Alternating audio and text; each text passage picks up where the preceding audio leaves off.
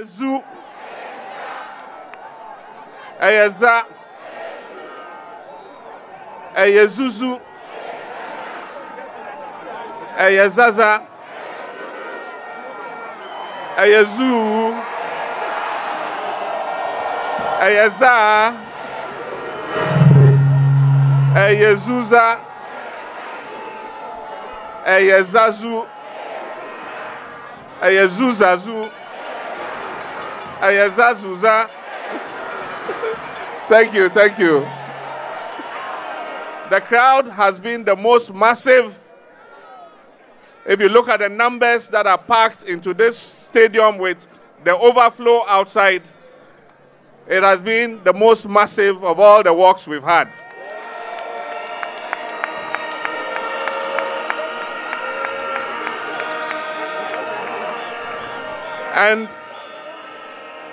And best of all, it is as if God knew we're coming to Volta Region. He's giving us the best weather we have ever had in all the walks.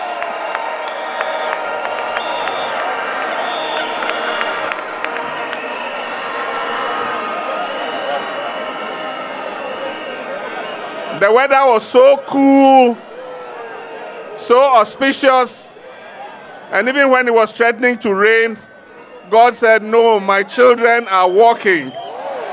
Let the rain pass."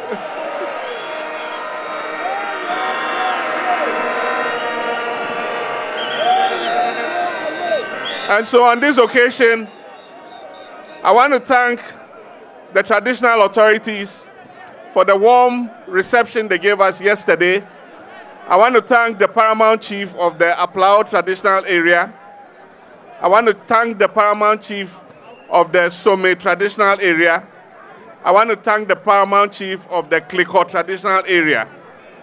We paid our courtesy calls on them yesterday.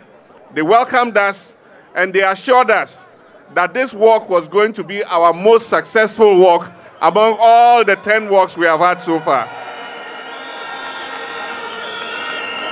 And it is as if they were prophetic. It actually has been our most successful walk. I want to thank the local organizing committee and to thank the MPs caucus of the Volta region, all our ex-appointees, and everybody who has been involved in organizing and making sure that this walk comes on.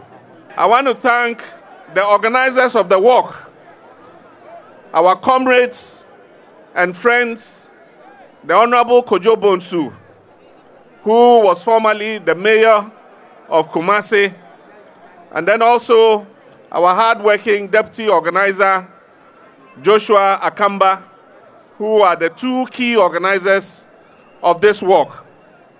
But most of all, I want to thank our Muslim brothers who, despite the fasting in the month of Ramadan, have sacrificed and come out and joined us and participated in this walk. And so, to our Muslim brothers, I say, Atakbir, Atakbir, Atakbir. May the intentions with which you are undertaking this fast be fulfilled by the Almighty Allah. Let me say, the unity walks have taken us around the whole country. If you remember, when we celebrated the last anniversary of our party, we held a rally at Ashaman, and we promised that we were going to go around the whole country following the anniversary. That rally we held in Ashaman was last year on the 10th of June. And so it is not by accident that the Unity Walk has taken us around all the 10 regions and has culminated here in Aflao exactly 1 year after we held the anniversary in Ashaman.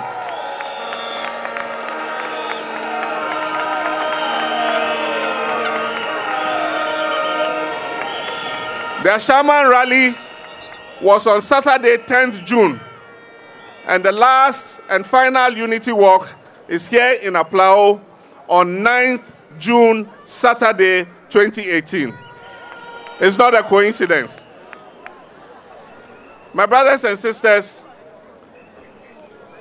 the unity walks have brought solidarity and energized the spirit of our party.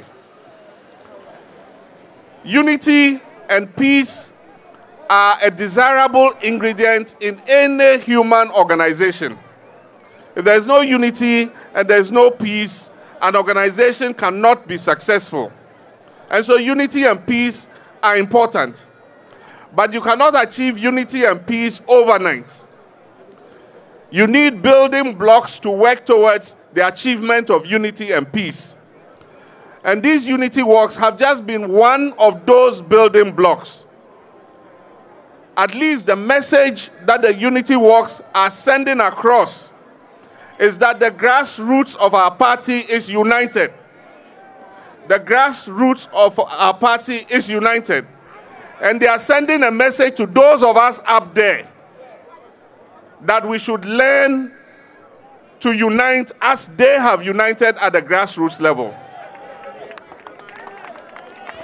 All our party foot soldiers, cadres, and all the grassroots of our party are united to stand together to work for Victory 2020.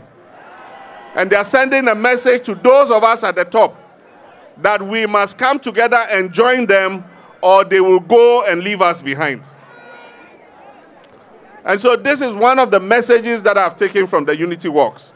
And as I said, it is only one of the building blocks that we're going to use to build unity and peace in our party. There are many other things that the party is doing to reorganize and put the party in a position where it can fight and win the elections of 2020. Some of them we have started already, others are ongoing. As you remember, after the Kwesi Botwe report was presented to the party, one of the recommendations was that the Council of Elders should lead a healing tour across the country. Teams were formed, led by members of the Council of Elders, and they went from region to region, and they listened to people. They made people vent their feelings and give them the opportunity to reconcile with each other. That was one of the processes, one of the building blocks of reuniting our party and putting it in a position to fight the next election. Aside from that, we started branch reorganization. And let me commend all members of our party for the interest you took in the branch reorganization. I've never seen such interest in elections at the branch level ever in the history of our party, as we have seen in the recent branch organization.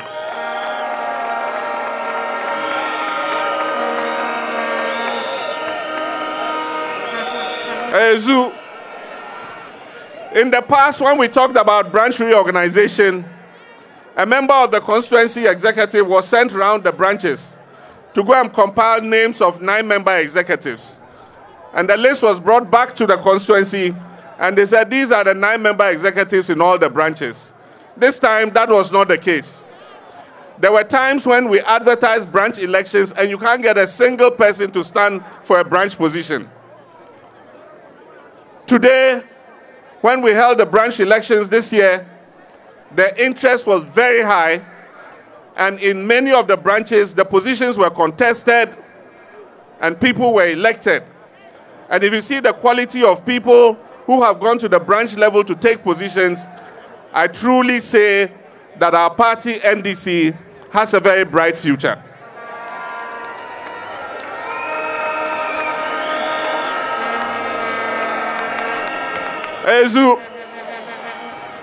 We have moved to the next stage, and the next stage is constituency elections.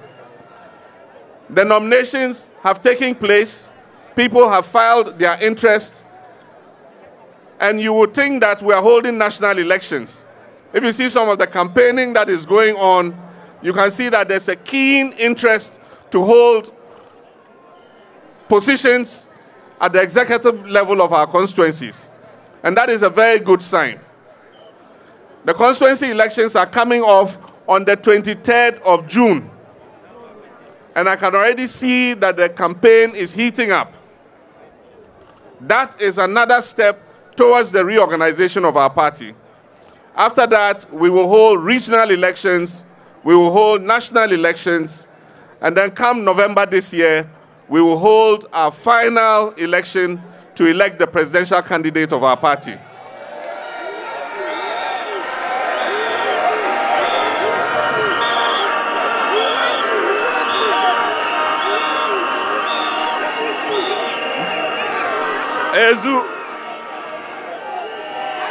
Ezu, let me say, and I want to appeal to all our party supporters and members, that the constituency elections are not a do-or-die affair. Only one person can win in any position. Only one person can win in any position. Only one person can be chairman. If we could elect 5 chairmen, we would have elected 5 people to be chairman. If we can elect 5 organizers, we would have elected 5 organizers. But we can elect only one. So there will be a winner, there will be a loser. But there will be winners of all of us if we play the game properly. If you win and you are magnanimous in victory, then we have all won. If you lose and you are gracious in defeat, then we have all won. We always say that God's time is the best.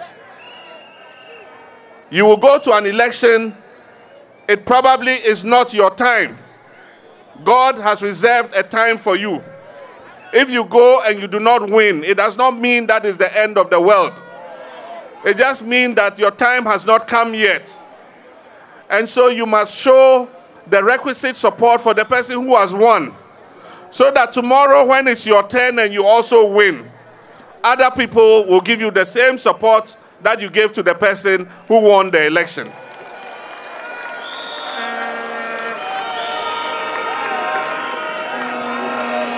And so please, after the votes have been counted and one person has been elected, let all of us who contested go and embrace that person and assure the person that, look, NDC is bigger than all of us. We're all going to work together to ensure that this party returns into power in the 2020 December election.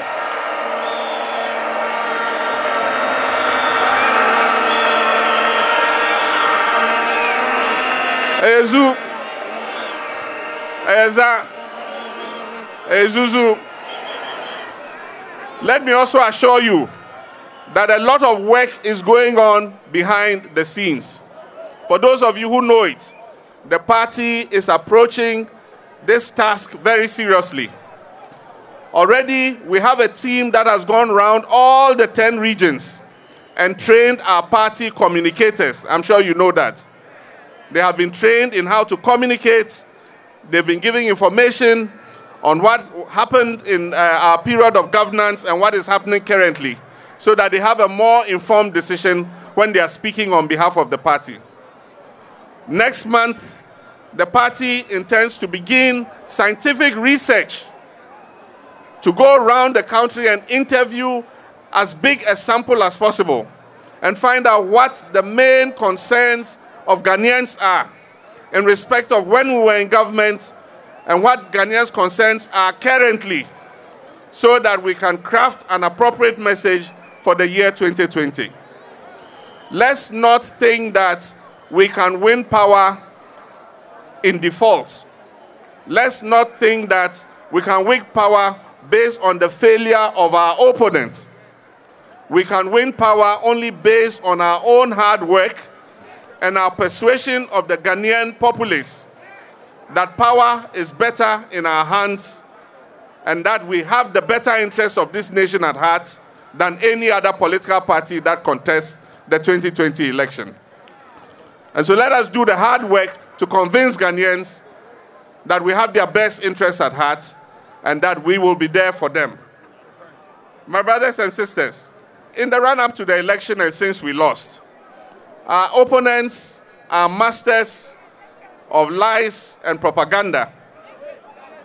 Before the 2016 election, they subjected us to a barrage of propaganda based on lies and fabrication.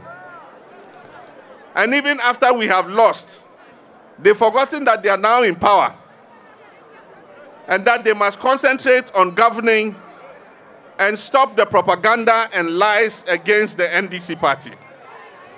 Every day they cook up some story to try and demonize the NDC as a party.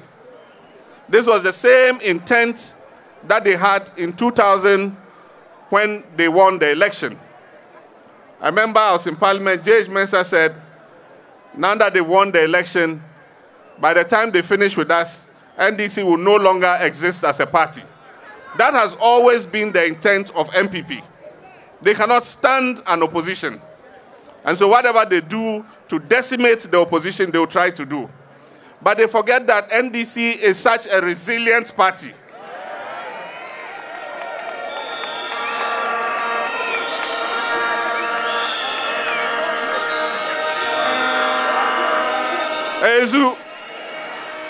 They forget that NDC is such a resilient party.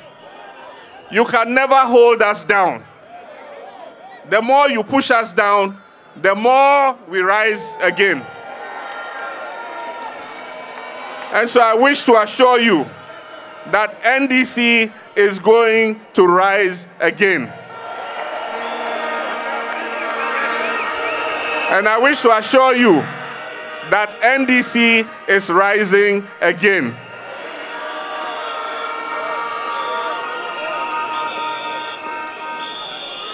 My brothers and sisters, sometimes when I have listened to their lies, I feel very hurt in my heart at some of the creativity they have in crafting those lies.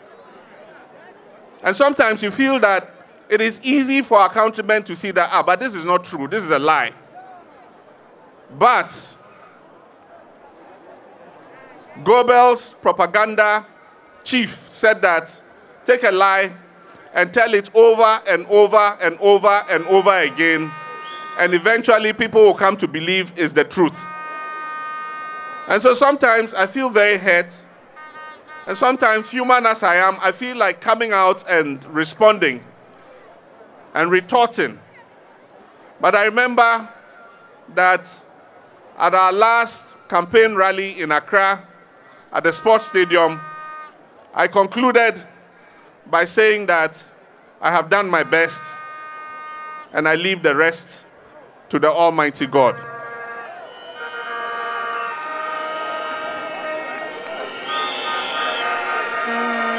I said I have done my best and I leave the rest to the Almighty God. And I said history shall be the judge. Since then, I have continued to pray that the Almighty God will continue to sustain us. And at the times when they've come attacking us with all their guns blazing, I have said that the Almighty God will speak. I've always said the Almighty God will speak. And if you look at the events of the last 1.5 years, you can see that our God is a living God. Our God is a living God. The lies they told are unraveling. In the war between truth and lies, always lies has an early victory. But eventually, the truth will always win. You can see that recent events are vindicating the NDC. Our opponents accused us of incompetence. And these same opponents are displaying the most crass super incompetence ever witnessed in the history of Ghana.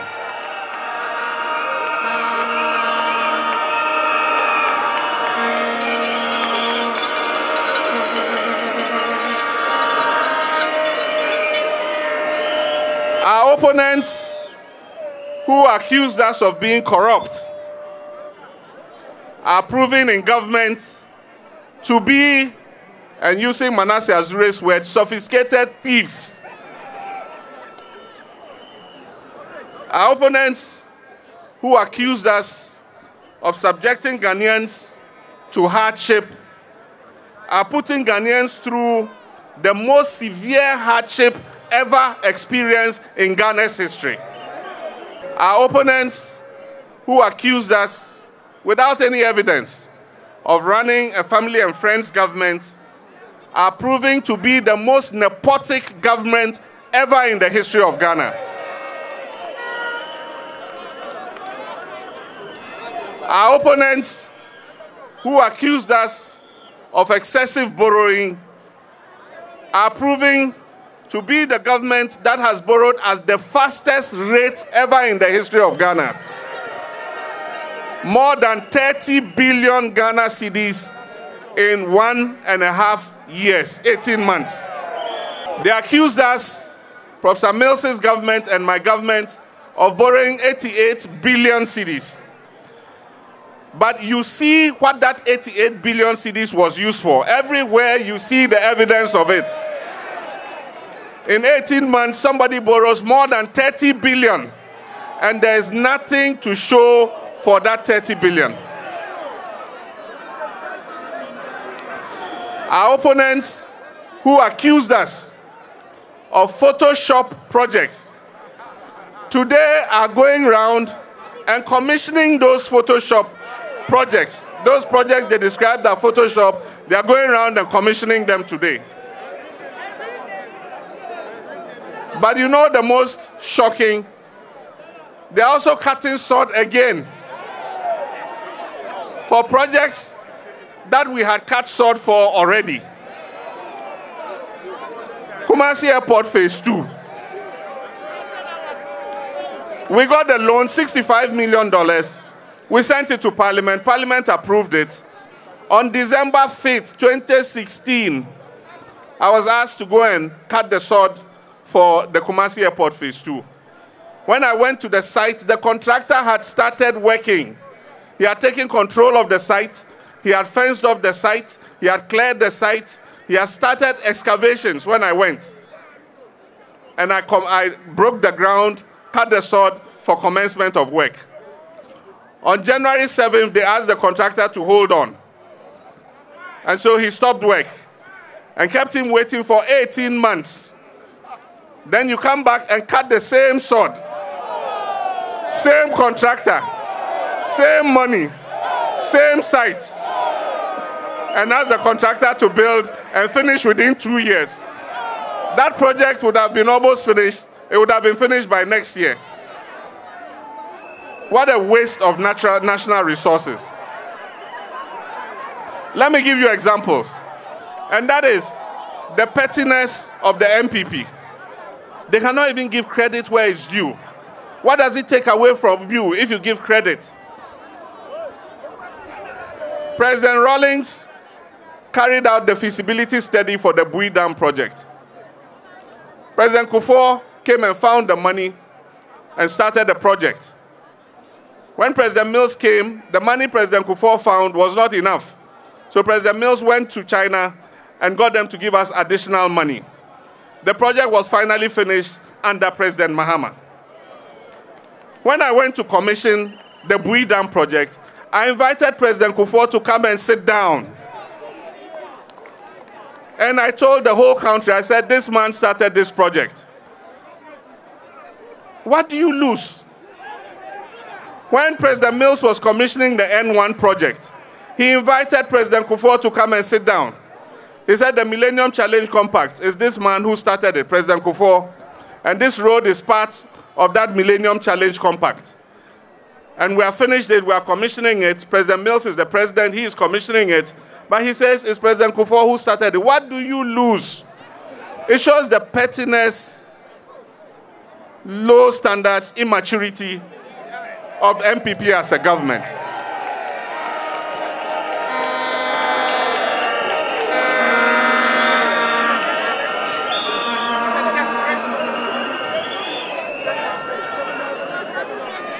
My brothers and sisters, there are many other projects, and I know they will come to commission them.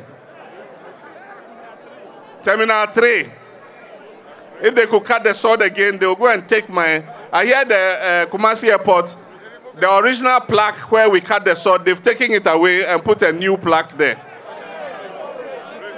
Range Hospital, we completed it, we commissioned it. President Rawlings was sitting next to me the day we commissioned Range Hospital. They go and put a new plaque there. This plagiarism, I thought that only speeches were plagiarized. But now I see that projects can be plagiarized. My brothers and sisters, we will continue to work to improve the whole of the country. And we'll continue with our commitment to improve the life and development in the Volta region. Because we recognize that the Volta region is a bulwark of the support of the NDC. And as our General Secretary said, it continues to be the World Bank of the NDC. And so I want to make a commitment to you that whoever leads a new NDC government come 2021 will be committed wholly to the development of the Volta region.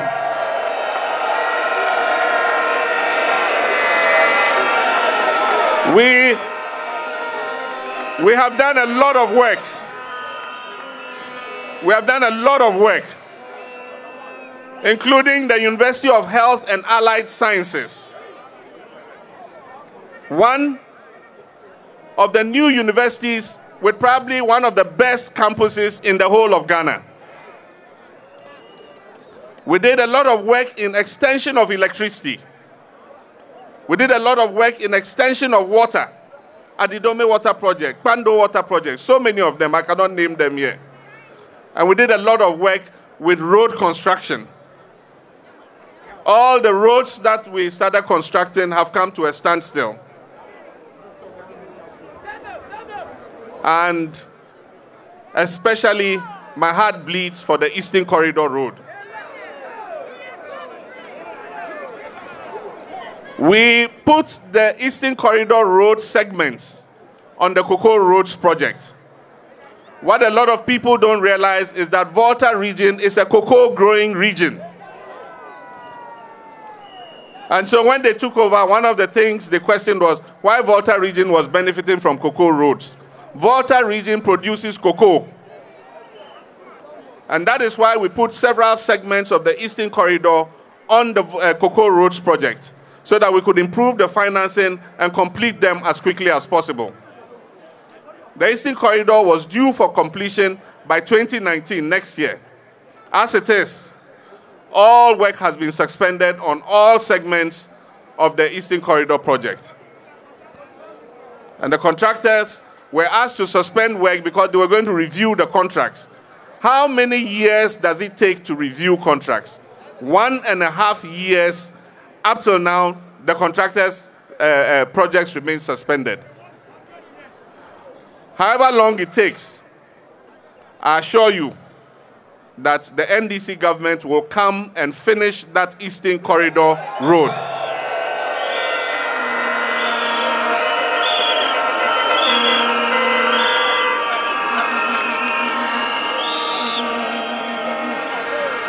Before I finish, I want to add my voice to that of the General Secretary of our party. He spoke about a very important matter, and that is our national identification process. The national identity card is going to become the single most important identification for any Ghanaian. And as General said, the way that they have prescribed for accessing the national identification card is your birth certificate or your passport. He's done all the analysis. They also create another way if you don't have a birth certificate or a passport. They say that you must swear an affidavit supported by 2 persons who have identity as Ghanaians. So 2 persons who have birth certificate or passport or national ID must attest that you are a Ghanaian. If you go to one of the villages in my constituency, and let me use an example, Horiyiri. It's a small community in Bole Bamboy. Perhaps nobody in the whole of Horiyiri has a birth certificate or a passport.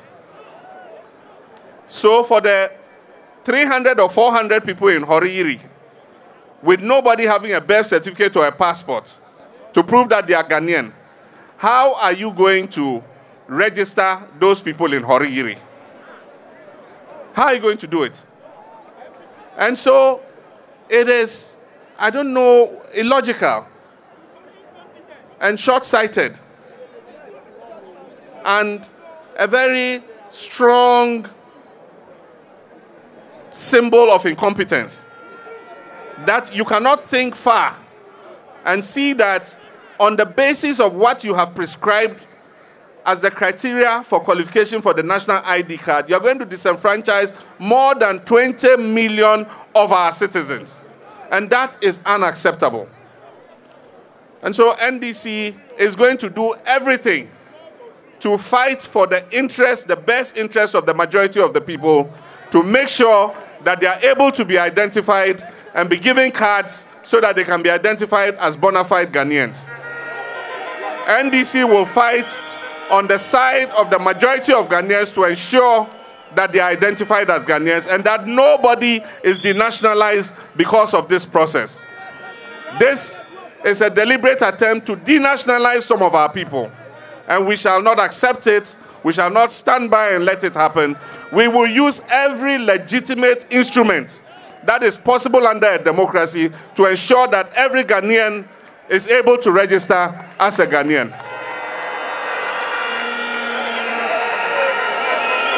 And so, my brothers and sisters, let me thank you very much, and let me reiterate that the call of the grassroots I have reflected. As I said, I've listened, and I shall not disappoint you. Thank you very much. God bless you. Thank you.